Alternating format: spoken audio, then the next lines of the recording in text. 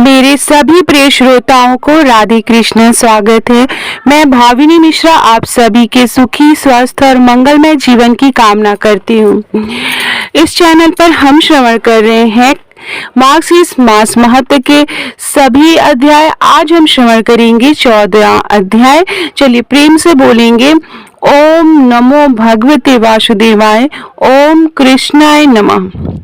भगवान कहने लगे कि इस प्रकार मार्गशीर्ष शुक्ल पक्ष में एकादशी का व्रत करके द्वादशी को दूसरे दिन विद्वानों को तथा विध उपचारों से मत्योत्सव करना चाहिए। मार्गशीर्ष माह की दशमी के दिन बुद्धिमान नियम में स्थित होकर तथा विधि देवार्चन कर अग्नि कार्य करे, शुद्ध चित्त होकर प्रसन्नता से शुद्ध वस्त्र पहने, संस्कृत अन्न को पकाकर पंच पद को जाएं, वहां पर पैरों को धोकर 8 अंगुल प्रमाण दूध वाले वृक्ष की धातुन करें, दांतों और जिह्वा को शुद्ध करें और अच्छी तरह आचमन करें और तथा आकाश की तरफ देखकर मेरा ध्यान करें, जिसके हाथ में शंख चक्र और गदा धारण है, जो कोटि और पीतांबर धारी हैं, कमल के समान प्रसन्न मुख वाले, समस्त लक्षणों से युक्त हैं। इस प्रकार ध्यान कर हाथ में जल लेकर सूर्य नारायण के बिंब में ध्यान कर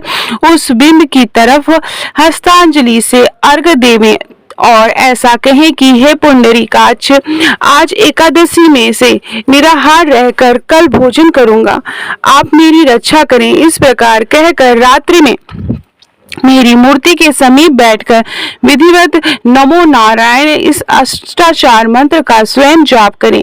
बाद में द्वादशी के दिन समुद्र में जाने वाली नदी पर जाकर अथवा दूसरी नदी, तालाब या घर में ही नियमानुसार स्नान करें। प्रथम शुद्ध मृतिका को लेकर इस मंत्र से देव देवेश भगवान विष्णु को प्रणाम करें तथा मनुष्य उसी समय शुद्ध हो जाता है।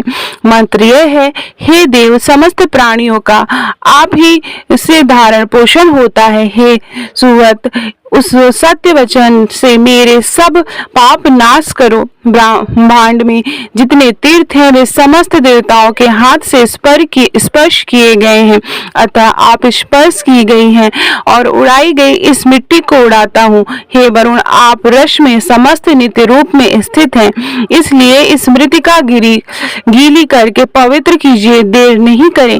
इस प्रकार प्रार्थना करने के पश्चात मिट्टी को प्रहार करें और उसके 3 पिंड बनाकर पृथ्वी पर रख दें। शेष मिट्टी को अपने शरीर पर लेपन करें और उस जल में जिसमें सदैव मगर और कच्छप रहते हैं अच्छी तरह स्नान कर आवश्यक कर्मों को करें। मंदिर में जाएं, हे महायोगिन, वहां जाकर नारायण हरिदेव की आराधना करें और ओम केशवाय नमः इस मंत्र से चरणों का और ओम दामोदराय नमः इस मंत्र से कटिका, ओम नरसिंहाय नमः इस मंत्र से हृदय का और ओम कौस्तुभाय नमः इस मंत्र से कंठ का और ओम श्रीपते नमः इस मंत्र से वक्षस्थल का, ओम जय लोक्या विजय मह इस मंत्र से बाहु को, ओम सवात्मनेन इस मंत्र से सिर का और ओम राथांग धाराण नमः इस मंत्र से मुख का, ओमकाराय नमः इस मंत्र से शंख का और ओम गभीराय नमः इस मंत्र से गदा, ओम शांत मूर्ताय नमः इस मंत्र से कमल का पूजन करें। इस प्रकार भगवान नारायण का पूजन करें। फिर भगवान के सामने 4 घट स्थापन करें। उन घटों को जल से भरकर फूल माला पहनावें, सफेद चंदन लगावें, आम्रपल्लव से युक्त कर श्वेत चंदन से आच्छादित करें और सुवर्ण सहित तिल से पूर्ण ताम्र पात्रों को घटों के ऊपर रखें। चारों घटों को चारों समुद्र मानकर उन घटों के मध्य में एक सवस्त्र सुंदर पीठ स्थापित करें। उस पीठ में सुवर्ण, चांदी, ताम्र तथा काष्ठ का पात्र रखें। इस पात्र के अभाव में पलाश पात्र स्थापित करें और उस पात्र में जल भरकर सुवर्ण के बने हुए मत्स्य रूप जनार्दन भगवान को स्थापित करें तथा देव मत्स्य भगवान अंगों से मुक्त करें और श्रुति स्मृति से विभूषित करें। अनेक प्रकार के भक्ष्य पदार्थों तथा फल पुष्पों से शोभित करें।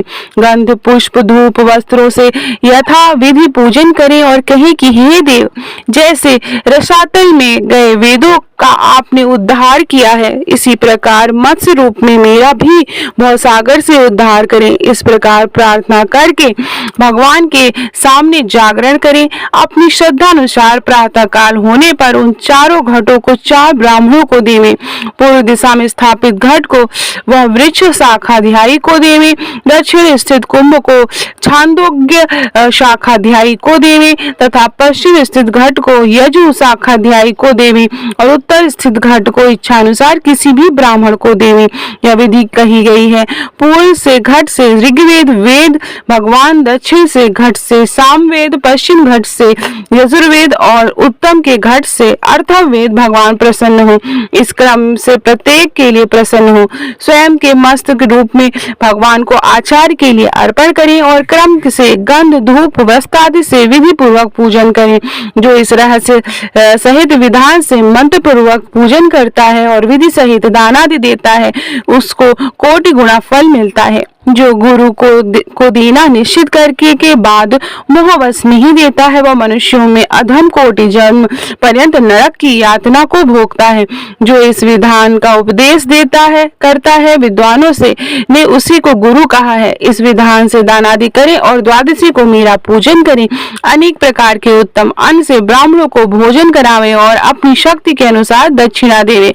इसके पश्चात स्वयं जितेंद्रिय और मौन होकर स्त्रियों के साथ भोजन करें। जो मनुष्य इस विधि से मत्स्य भगवान का पूजन करता है तथा उत्सव मनाता है, उस मनुष्य के पुण्य के फल को मैं आगे कहूंगा, आप सुनिए। यदि किसी के 10 लाख मुखों और ब्रह्म के तुल्य आयु हो तो वह भी इस धर्म को करने में असमर्थ हो सकता है। जो मनुष्य इस श्रेष्ठ द्वादशी कल्प को कहता और सुनता है, वह समस्त पापों से मुक्त हो जाता है। इतनी सी स्कंद पुराण मार्गशीर्ष महात्म्य का मत्स्योत्सव कथा नामक 14वां अध्याय समाप्त हुआ। चलिए प्रेम से बोलेंगे ओम नमो भगवते वासुदेव। अब हम श्रवण करेंगे कृष्ण चालीसा।